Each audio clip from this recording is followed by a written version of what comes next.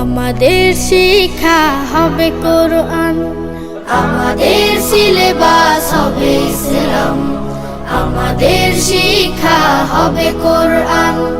জাগতিক শিক্ষায় দীক্ষা নিলেও, জাগতিক শিক্ষায় দীক্ষা নিলেও এই বুকে থাকবে অটুট ঈমান। আমাদের সিলেবাস হবে ইসলাম, আমাদের শিক্ষা হবে কোরআন। আমাদের সিলেবাস হবে ইসলাম, আমাদের শিক্ষা হবে কোরআন। আমাদের